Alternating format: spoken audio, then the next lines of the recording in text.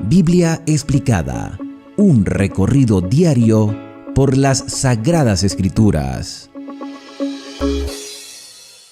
Hoy, en nuestro recorrido explicativo por las Sagradas Escrituras, hemos llegado al tercer capítulo del segundo libro de los Reyes. En el capítulo anterior, Elías fue trasladado al cielo sin ver muerte. Eliseo sería su sucesor en el ministerio profético, y estando en la ciudad de Jericó, mientras algunos profetas intentaban buscar a Elías porque no habían comprendido que había subido a la patria celestial, Eliseo sanó las aguas malas de la ciudad de Jericó, aquella ciudad que muchos consideraban buena, aunque había sido destruida y reconstruida, pero no había buen agua y la tierra era infértil. El ministerio del profeta Eliseo iba a ser en servicio de los demás. Eliseo iba a prefigurar, iba a ser un tipo de Cristo, así como Elías sería un tipo de Juan el Bautista. Entonces Eliseo haría una obra poderosa en beneficio de los demás, aunque vimos una circunstancia algo particular por las burlas que recibió Eliseo por unos jóvenes que estaban en la ciudad de Betel. Si aún no has visto el video anterior, te invito a verlo y de esa manera te colocas al día y en contexto de lo que hemos venido estudiando. El capítulo número 3 comienza diciendo que Joram, hijo de Acab, empezó a reinar en Samaria sobre Israel en el año 18 de Josafat, rey de Judá. Josafat y su hijo, que también se llamaba Joram, estaban reinando de manera simultánea en Judá. O sea, Joram, hijo de Josafat, era corregente. Estaba gobernando junto a su padre, y Joram, hijo de Acab, como Acab se había muerto y Ocosías, hermano de Joram, había tomado el reino y también murió, Joram entonces toma el gobierno del lado norte de Israel. Dice el versículo número 2 que Joram hizo lo malo en los ojos del Señor, aunque no como su padre y su madre. O sea, fue malo, pero no tan malo, como diríamos algunos. Bueno, no era tan malo, ¿no? O sea, hizo cosas como cualquier ser humano, diría uno. Pero la Escritura expresa que hizo lo malo ante los ojos del Señor. O sea, no hizo la voluntad del Señor, no era tan perverso, no era tan idólatra. Consideraba que Dios era el Dios de Israel. De hecho, dice aquí que él quitó las estatuas de Baal que su padre había hecho. O sea, no era un idólatra, no reverenciaba a Baal, creía en Jehová Todopoderoso, pero no era completamente obediente. Satisfacía sus gustos personales, creía que Dios existía, creía que Israel le pertenecía a Dios, pero no hacía la voluntad del Señor. Y es lo que puede pasar en el corazón de muchas personas. Creemos en Dios, sí, yo creo en Dios, sí, yo sé que hay un Dios creador, pero no hago su voluntad. Y prácticamente Joram era ese tipo de persona. Dice el versículo 3 que él repitió los pecados de Jeroboam. ¿Y en qué consistían los pecados de Jeroboam?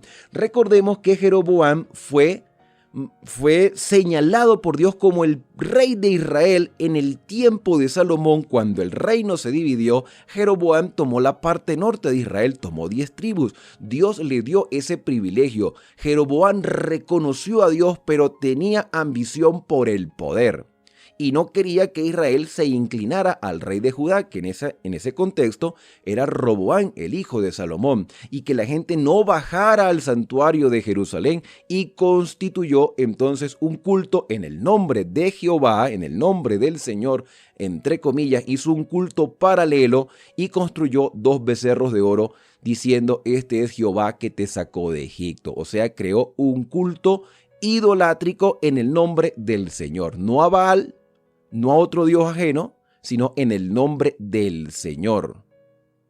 Y uno puede decir, bueno, trató de hacer lo bueno, buscó al Señor, pero no de la manera correcta. Instruyó al pueblo a la idolatría cuando Dios había dicho que no hagas imagen de ninguna semejanza de lo que esté arriba en el cielo y abajo en la tierra. O sea, hizo un culto a Jehová, pero contradiciendo la palabra de Jehová.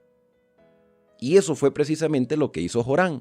Joram siguió los pecados de Jeroboam, hijo de Nabat, hizo cometer pecado a Israel y no se apartó de ellos. O sea, el pecado de la idolatría en el nombre de Dios, pero en contra de la voluntad de Dios.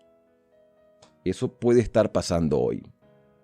En ese tiempo, Mesá, rey de Moab, no había rey en Moab, pero ahora sí hay un rey en Moab, que era ganadero, pagaba al rey de Israel 100 corderos y la lana de 100,000 carneros. Moab había sido subyugado por Israel, pero ahora hay un rey que se rebela ante esto. A la muerte de Acab, el rey de Moab se rebeló contra el rey de Israel. De esta manera comenzó el segundo libro de Reyes, con una sublevación, con una rebeldía de parte de los moabitas que ahora sí habían constituido un rey. Y a la muerte de Acab, entonces se pusieron en contra de Israel. Entonces el rey Joram salió de Samaria, pasó revista a todo Israel, se preparó para la batalla y envió a decir a Josafat, rey de Judá: el rey de Moab se ha rebelado contra mí. Te pregunto, ¿irás conmigo a la guerra contra Moab? ¿Quieres apoyarme? ¿Quieres ayudarme? Recordemos que Josafat ya había tenido dos experiencias no muy buenas. La experiencia con Acab, donde casi lo matan en batalla por querer apoyar a Acab, y la experiencia con Ocosías cuando las naves, los barcos se destruyeron porque ellos querían buscar oro en Ofir. Y Ocosías le ofreció ayuda y Acab y Josafat aprendió la lección de lo que le había sucedido con Acab y rechazó la solicitud o el favor de Ocosías. Pero en esta oportunidad Joram, como había aparentemente restituido el culto a Jehová, Josafat entonces escuchó la petición y le respondió: iré porque yo seré como tú, mi pueblo como tu pueblo y mis caballos como tus caballos. O sea, tenemos el mismo sentir, adoramos al mismo Dios, tú y yo sí adoramos al mismo Dios. Un ecumenismo allí espiritual entre Josafat y Joram que los hizo comprometerse uno al otro en batalla. Y hay que tener mucho cuidado con esto porque Josafat vio que hubo una restitución del culto a Jehová, pero seguía habiendo idolatría porque no se apartó de los caminos de Jeroboam. Y debemos tener cuidado. Mire, nosotros podemos tener relaciones amistosas con personas de cualquier denominación religiosa, de cualquiera, ¿sí? Podemos tener contacto, podemos abrir la escritura, pero debemos estar dispuestos a hacer la voluntad del Señor y no a defender una posición eclesiástica. Las iglesias tienen sus fundamentos. Yo no creo que allí unos locos se hayan reunido a decir esto es lo que creemos. No, ellos estudiaron, se supone que hay un estudio, se supone que hay un análisis, se supone que hay un criterio, hay un fundamento. Y si tú estás convencido en lo que has creído, no serás conmovido. Estás firme en lo que has creído. No puede haber contradicciones en la escritura. Yo he tenido la oportunidad de hablar con personas de diferentes iglesias y hemos conversado y hemos aprendido y hemos estudiado. Pero hay cosas que no se pueden aceptar. Y lo voy a repetir y lo voy a recalcar y lo voy a seguir diciendo hasta que lleguemos al último capítulo de Apocalipsis. Dios estableció una norma de vida y son sus mandamientos. Isaías dijo: a la ley y al testimonio. Si no hablan conforme a eso es porque no les ha amanecido. Entonces algunos intentan justificar con algunos pasajes la desobediencia a los mandamientos. Pero vamos a leer todo el contexto, la circunstancia. ¿Por qué Pablo dijo, por ejemplo, la expresión no estás bajo la ley sino bajo la gracia? ¿Por qué Pablo dice eso? ¿Qué lo motivó a decir esas palabras? Cuando Jesús dijo: yo no he venido a abolir la ley ni los profetas. Entonces, ¿cómo combinamos esas dos enseñanzas bíblicas? Volviendo al tema de Josafat y de Joram, entonces ellos por fin se unen y van a la batalla juntos. Y Joram le pregunta, ¿no? Bueno, en este caso Josafat le pregunta: ¿por qué camino iremos? Él respondió: por el camino del desierto de Idumea, por el camino de Edom. Porque ellos se iban a unir a un tercer rey, iban a ser un tridente de guerreros entre el rey de Israel, dice el versículo 9, el rey de Judá y el rey de Edom. Como rodearon el desierto durante 7 días, les hizo falta agua. Hubo una necesidad, se les acabó el agua, salieron a la batalla y los recursos se le fueron acabando. No había agua ni para el ejército ni para las bestias. Entonces el rey de Israel dijo: el Señor ha llamado a estos 3 reyes para entregarlos en mano de los moabitas. Y aquí viene una recriminación a Dios. Ven acá, un momento. ¿Ustedes consultaron a Dios para salir a la batalla? El relato no lo dice. Ahora el rey de Israel dice: Dios nos trajo aquí para hacernos perder. Dios nos trajo aquí para derrotarnos. Pero si tú no consultaste a Dios, por lo menos el pasaje no tiene ninguna referencia de que ustedes se hayan reunido antes de batallar para orar al Señor y pedir la conducción divina. No lo hicieron. Entonces no le vengas a echar la culpa a Dios de las decisiones que ustedes tomaron, tanto el rey de Israel como el consentimiento de Judá y ahora el apoyo de Edom. Se reunieron los 3 y les hizo falta algo y ahora Dios es el culpable. Dios es el culpable. Pero Josafat preguntó, y aquí Josafat muestra su manera de ser reflexivo ante la adversidad. Josafat preguntó: ¿hay aquí profeta del Señor para que consultemos al Señor, como pasó con Acab? Mira, si ustedes van a salir en batalla, vamos a salir en batalla, yo te voy a acompañar, pero consultemos al Señor. Josafat reflexiona y dice: vamos a consultar al Señor. No tenemos que recriminarle a Dios por las cosas. Vamos a ver qué nos dice Dios a través de su profeta. Uno de los siervos del rey respondió: aquí está Eliseo, hijo de Safat, el que servía a Elías. Josafat dijo: él tendrá palabra del Señor. Y descendieron a él. O sea, estos 3 reyes fueron a buscar a Eliseo. No mandaron a llamar a Eliseo. Fueron a buscar a Eliseo. La autoridad del profeta era respetable.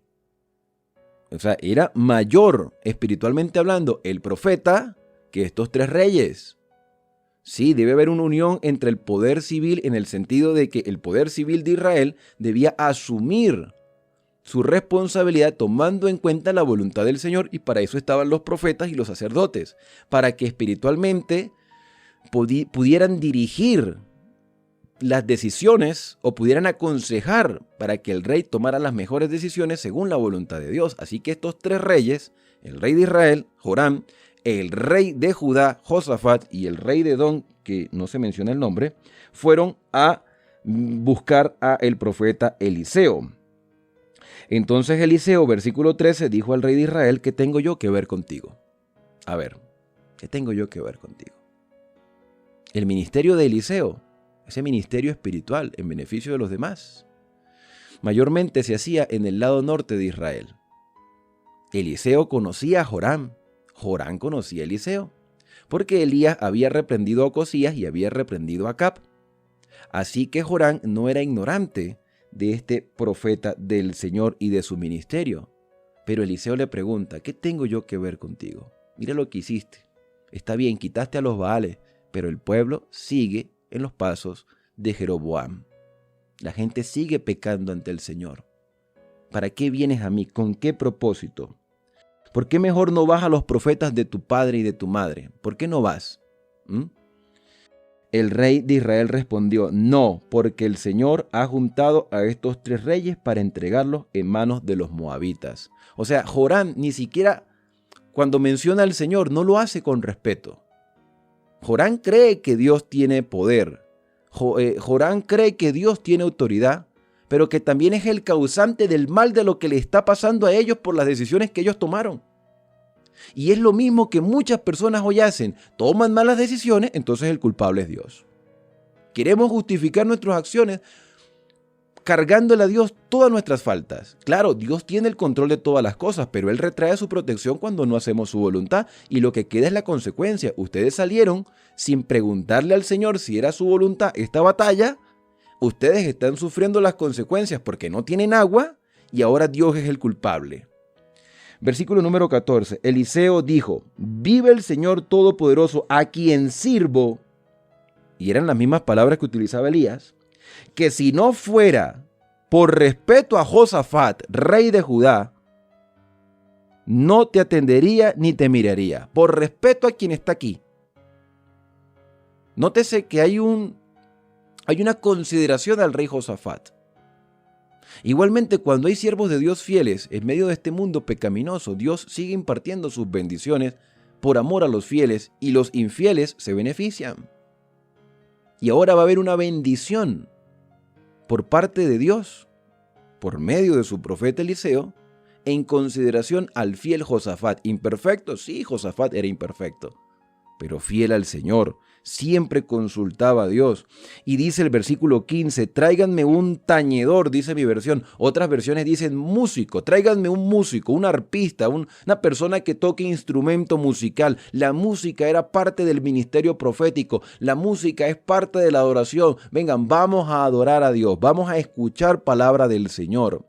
Cuando nosotros vemos, por ejemplo, a Saúl profetizando, era porque estaba cantando, estaba adorando al Señor. Lo primero que tenemos que hacer es adorar al Señor y reconocer su grandeza. A ver, traigan un instrumento musical. Y mientras el músico tocaba su instrumento, no se dice qué instrumento era, posiblemente un arpa, el instrumento que tocaba David, una lira. No sé, la Biblia no da detalles, solamente dicen traigan un músico, el músico tocaba. Entonces, mientras sonaba la música, la mano del Señor vino sobre Eliseo. Vamos a hacer una obra de adoración aquí y Dios dará respuesta. Entonces, Eliseo dijo, así dice el Señor, haced en este valle muchas acequias. Otras versiones dicen, hagan estanques, algunos pozos, algunos lugares, abran hoyos en la tierra de este valle, porque el Señor dice, no veréis viento ni lluvia, con todo este valle se llenará de agua. Ustedes no ven nubes por ningún lado, pero Dios traerá lluvia. Y estos pozos que ustedes van a abrir se llenarán de agua, porque el problema era que ellos habían salido a la guerra sin consultar a Dios y les faltó agua y necesitaban agua para los soldados, para los animales. Tenían esta necesidad inmediata y Dios proveyó una solución. Pero ellos tenían también que ejercer fe, por eso buscaron a Eliseo. Eliseo, por consideración a Josafat, clama al Señor por medio de la música, adora al Señor, Dios da una respuesta y da una orden. Ahora ellos tenían que obedecer esa orden y tenían que obedecer por fe, aunque no vieran lluvia, aunque no vieran nubes. Ellos tenían que abrir los pozos y Él les garantizó que habría agua para ellos, para su ganado y para todos. Versículo 18, y esto es poco en los ojos del Señor. Él os dará también a los moabitas en vuestras manos. Dios les va a dar la victoria. Pero no porque Jorán sea fiel o porque el de Edom sea fiel, sino porque aquí hay un remanente, aquí está Josafat. Por respeto a Josafat, por amor a Josafat, Dios será glorificado en esta batalla y les dará la victoria contra Moab. Y vosotros destruiréis toda la ciudad fortalecida y toda viña hermosa, talaréis todo buen árbol, cegaréis todas las fuentes de agua, destruiréis con piedras toda tierra fértil. Está hablando de Moab, porque Moab se había rebelado y Moab eran idólatras. A la siguiente mañana, en el tiempo en que se ofrece el sacrificio, bien temprano en la mañana, en el momento que se ofrece el holocausto al Señor, la ofrenda, el momento de la oración, el momento de la consagración, el culto familiar, a las primeras horas de la mañana. Algunos piensan que era a las 9 de la mañana, otros piensan que era al salir el sol, pero había que hacer el culto matutino. Ellos tenían que fortalecerse espiritualmente y hacer el sacrificio que prefiguraba, por supuesto, al Mesías Redentor. Vino el agua, en ese momento vino el agua después del sacrificio o durante el momento del sacrificio por el camino de Edom y la tierra se llenó de agua. Cuando los de Moab oyeron que los reyes subían a pelear contra ellos, se juntaron todos los que podían ceñir las almas y se pusieron en la frontera.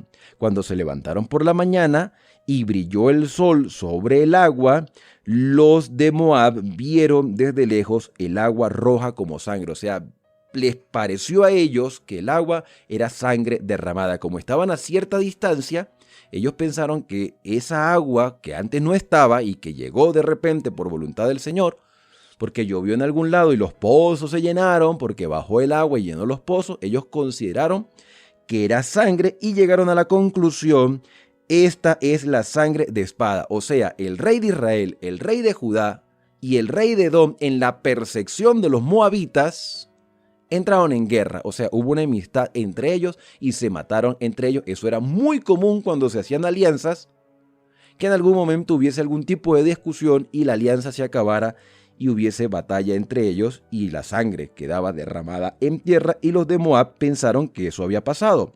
Esta es la sangre de espada.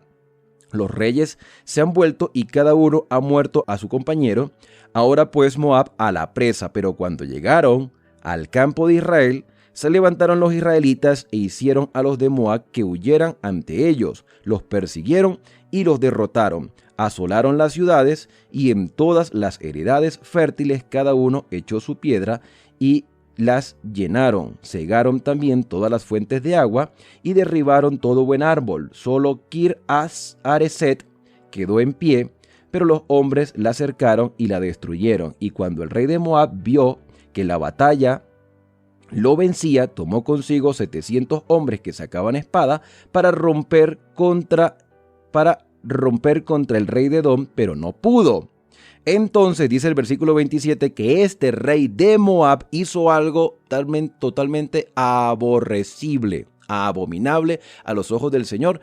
Y esta es una manera de demostrar la razón por la cual Dios permitió la destrucción de los moabitas. En Moab se hacían cosas malas, atroces, despiadadas, miserables, despreciables a los ojos del Señor. ¿Qué hizo el rey de Moab? Dice que arrebató a su primogénito, a su hijo mayor, el que le iba a suceder en el trono, y lo sacrificó en holocausto sobre la muralla. O hizo un sacrificio humano que era muy común en la cultura pagana. Creer que la ira de los dioses podía aplacarse con sangre de otra persona. Algunos dicen que la ilustración de los corderos sacrificados en el santuario también prefigura esto, pero a ver, no vamos a comparar un animal con un ser humano. Sí, hay personas que defienden los derechos de los animales. Ok, muy bien, los derechos de los animales, de los perros, de los gatos, de cualquier animal, son seres vivientes que no deben sufrir. De hecho, yo estoy en contra del maltrato animal. En Israel, por orden divina, se sacrificaban corderos. Para algunas personas eso es cruel. A ver, yo quiero preguntar. Cuando colocas comida en tu mesa, ¿qué comes? Cuando comes pollo, ¿ese pollo no tenía vida? Esa vaca, ese toro que estás comiendo, esa carne, ¿no era un animal con vida? Te lo estás comiendo. Si realmente queremos defender los derechos de los animales, deberíamos ser vegetarianos. Así que no juzguemos la obra de los sacrificios animales en el santuario, porque ellos prefiguraban la obra de Cristo, el Cordero de Dios que quitaría y que quita el pecado del mundo. Pero un sacrificio humano es totalmente aborrecible a los ojos del Señor. De este tema hemos hablado incluso porque un siervo de Dios, Jefté, prometió sacrificar a la primera persona que se le apareciera si Dios le daba la batalla. Y eso lo estudiamos en el libro de Jueces. Y el pueblo de Israel entró a tener la misma actitud de las naciones paganas y Dios quería reformarlos. Así que los moabitas hacían sacrificios humanos y el rey de Moab sacrificó a su propio hijo en la muralla. Esto estaba mal y hubo un gran enojo contra Israel, que se retiraron y se volvieron a su tierra. Volvieron los moabitas a su territorio derrotados y ahora haciendo sacrificios humanos totalmente abominables a Dios, y por eso Dios les dio esta gran derrota.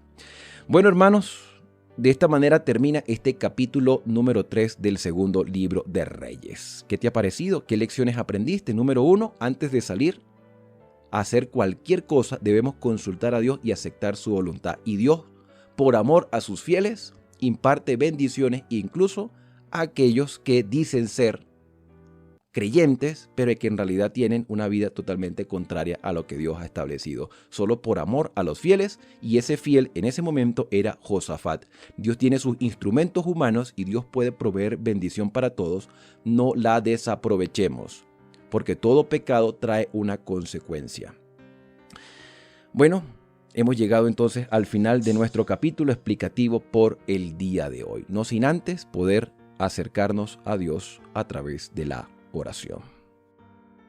Querido Padre, muchas gracias, Señor, te damos una vez más, porque tú nos impartes conocimiento de tu palabra. Hay muchas cosas más, Señor, que tenemos que aprender y tenemos que vivir de acuerdo a lo que tú has establecido. Perdónanos. Perdónanos si hemos sido cristianos a media, esos cristianos que creemos que existes, que eres el Creador, pero no prestamos atención a tu voluntad. Perdónanos, Señor, si no hemos sido una luz al mundo. Permítenos ser como Josafat, que aunque imperfecto, siempre fue fiel a ti. Y que a través, Señor, de nuestro testimonio, la bendición pueda ser impartida en otras personas, que tienen que reconocer que tú eres el Todopoderoso. Gracias, Padre, porque nos amas y porque nos escuchas, y permítenos quitar todo lo abominable de nuestra vida, porque estamos seguros, Señor, de que tú encaminas nuestros pasos hacia toda verdad. Son agradecimientos que hoy te hacemos en el santo y bendito nombre de Cristo Jesús. Amén. Bien, y ahora al despedirnos decimos a cada uno: Dios te bendiga y te guarde. Haga resplandecer Dios su rostro sobre ti y tenga de ti misericordia. Dios alce sobre ti su rostro y ponga en ti paz. La invitación es para el día de mañana, cuando regresaremos para seguir recorriendo juntos las Sagradas Escrituras. Yo soy Alexander Suárez y no olviden suscribirse a este canal. Ya al subir este video hemos superado la barrera de los 7,000 suscriptores, pero queremos llegar a muchas más personas. Así que activa las notificaciones y compártelo con otros para que juntos sigamos creciendo en el conocimiento de la palabra de Dios. Que Él te pueda guiar a lo largo de todo este día.